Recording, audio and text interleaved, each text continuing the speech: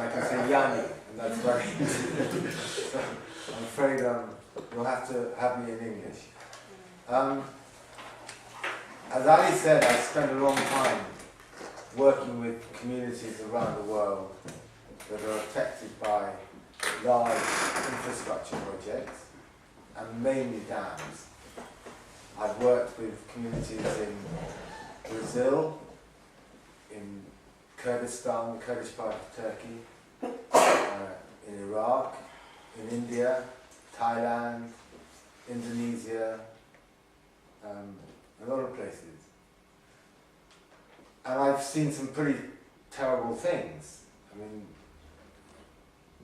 worldwide, they estimate that something like 80 million people have been forced to move because of dams. And it's very rare that these large dams and the people who move them, that the people actually benefit from the project. There are still people in many parts of Africa moved 50 years ago who still don't have electricity, even though they live next door to the dam. And I'm not against technology. That isn't my gripe. My gripe is that these projects generally reflect the political and economic interests of a very small minority who benefit from them.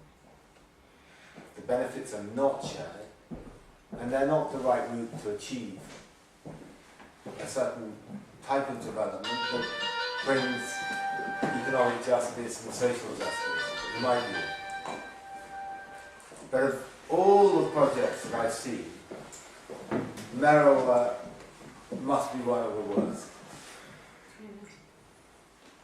I went, Tariq arranged to go to Al Muqtada,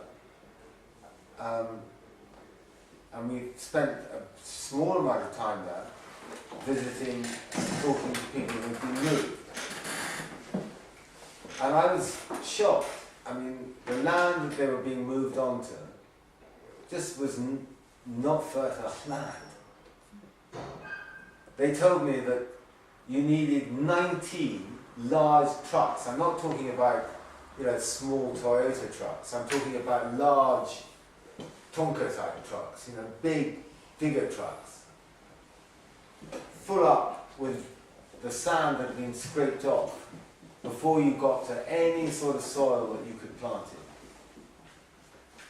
in. And even when you got to that soil, you could only grow alfalfa type crops that are good for feeding animals, as opposed to what people had been growing on the banks of the Nile, which was food for people and for their animals. Women we spoke to, who previously in their villages had plots where they could grow their vegetables and have an independent income, could no longer do that. So this was disrupting not just, it was disrupting their lives right the way down to the independence of women, the education of their children, and so on. And it's not surprising that a few years later, many of them are now have either moved or are on food aid, and that there have been riots and so on at those camps. And they were promised electricity, free, but they've had to pay for it. They were promised water, free, but they pay for it. They were promised health services. They're there, but they've got to pay for them. The promises were just constantly broken.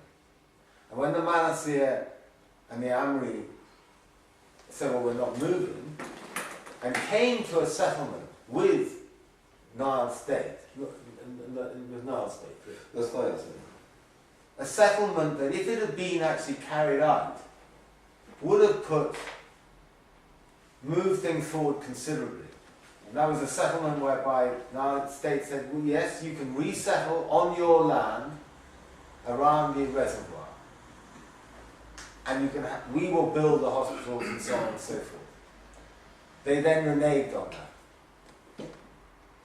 And worse than that still, they actually flooded them out of their homes without any warning.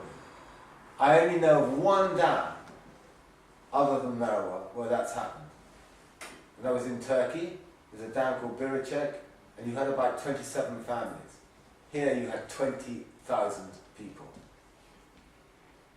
That's an attempt to actually eradicate a people. You know, this is not, if this happened here, or in Germany, and one of the companies involved is a German company, or in Switzerland, and one of the companies involved is a Swiss company, or in France, and one of the companies involved is a French company, there would have been outrage. People would have been locked up immediately. And the question I have, because you may expect that from the Bashir government, is why action hasn't been taken here in Europe against the German company, against the French company, against the Swiss company, against all those Western companies that made money out of this project. And some of those companies have actually gone to their governments to ask for support for the dam. And their governments had said no, because this dam is not up to international standards. China backed it, and they've now hidden behind China. They now blame China for everything that went wrong, but they are equally culpable.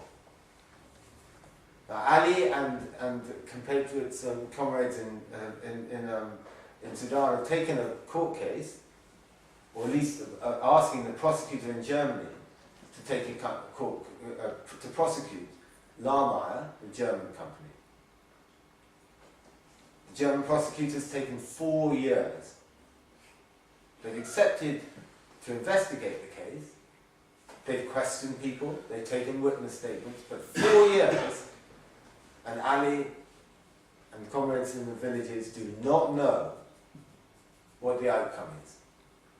How long does it take for a prosecutor in Sudan to make an assessment of a case? Does it really take 4 years?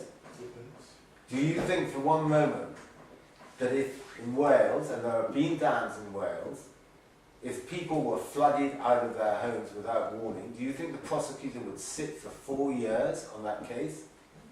No way. And I think the time has come to really put pressure on Germany. And I would really encourage the diaspora to do a petition and lodge it with the German government, Parliament, the German embassy here. Do a petition saying, why has the prosecutor not acted? Put pressure on it, because that is what will make a difference. Now, people you might ask say, you know, look, this dam's built. Let's just move on. But I think we've got a duty, not only those who are affected, but those who, like myself, have seen the damage of dams worldwide, and people who have been affected by dams worldwide, to try and stop this sort of thing happening again. I think we've got a duty to hold those who are responsible to account, both in Sudan, but also here in Europe and in China. And I think we have a duty to fight for justice for those in the villages who have been affected. A duty to fight for their version of development, not the state's version, their version of what they want for their communities to enable them to prosper. And to fight to make sure that others don't suffer what they've suffered. And in that fight, you have my solidarity. Thank you.